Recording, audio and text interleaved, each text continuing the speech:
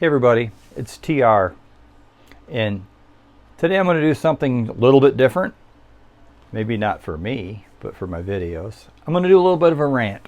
I've been watching some things on YouTube and it's kind of got me ticked off a little. So if you want to hear a good rant, stay tuned for this. You know what really grinds my gears? So what I've got coming, and when I get it, I will show you, is a pedal that is a amp modeler. It's not a profiler, it's a modeler. It has IRs in it, it's got amplifiers, and it has EQ and noise reduction, and it does a bunch of things. I really like my NUX, not pronounced Nux, NUX. There's like a dash there. Anyways, I like my NUX MG30 modeling processor floor pedal gadget, and I decided I wanted something for in here for recording that will be compact and small. And I was going to use plugins, but my crappy little cheap PC bogs down with the plugins. I could get myself a Mac. They're expensive in case you haven't checked. So I ordered this. Got a lot of different amps and things. I think it's going to be fun. It's a NUX Core Studio, I believe it's called. We'll see when we get it. So I've been doing research. Here comes the rant. I've been doing research.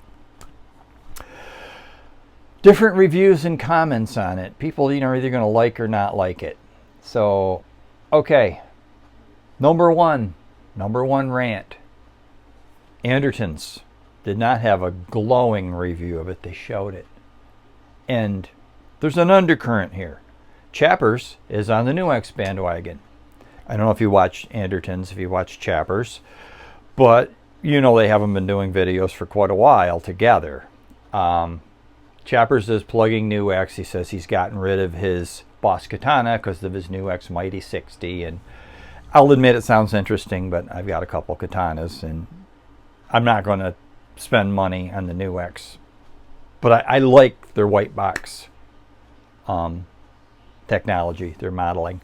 So that's why I ordered this pedal. So anyways, Chappers has a review on the pedal. Oh, it's great. Andertons, they throw a little shade on it. You got to realize for what you paid. If you just want to play with it, they throw the word play out there to hint that it's a toy. It's not made for a real musician. And I'm thinking it's the Chappers thing. So that chaps me. Yes, that was an intended pun. That's not the thing. The thing is, they will say crap like, well, it's kind of close, but it doesn't really sound like the amp. It's not supposed to sound like the amp. You say it's not supposed to sound like the amp. What do you mean? It's an amp modeler. Yeah, it has IRs. An IR is an impulse response, which is a microphone speaker combination of what that amp would sound like coming out through a sound system or recording situation. No, it doesn't sound like your amp because it's not supposed to. It's supposed to sound like your amp with one of these put in front of the speaker cone and then coming out through one of these. That's what it's supposed to sound like. They complain that it lacks a little bit of the low-end boom of the amp speaker. Well, because this is filtering a certain amount of that low end out, because this is a guitar amp microphone, not a bass amp or kick drum microphone.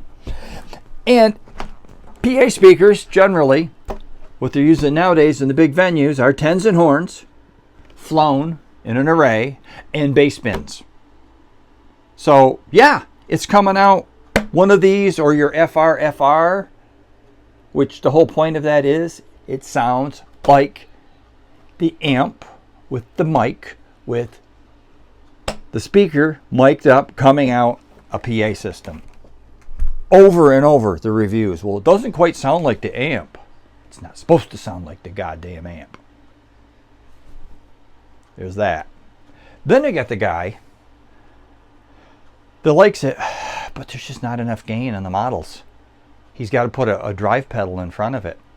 Okay, I'm going to ask you this, Mr. Not enough gain on the models. When you're using your real amps, what do you put in front of it? Why do you own that drive pedal? You own that drive pedal to put in front of your real amps. Now, you're going to complain that you got to put this drive pedal in front of these amp models to make it sound the way you want it to sound. Yet you're doing the same thing with the real amp. And why? Because the amp models sound like your amp, not like your amp with the drive pedal. If you get a modeling processor like the MG30 I have that has the pedals built into it too, now you can select a pedal. Particular unit I have coming is no effects, no pedals, amps, IRs.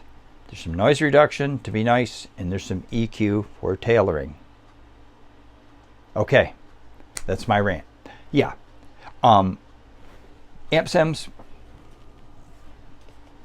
modeling processors that have IRs do not sound like the speaker on the amp. They sound like the speaker on the amp after it goes through a microphone. You want it to sound like the speaker on your amp?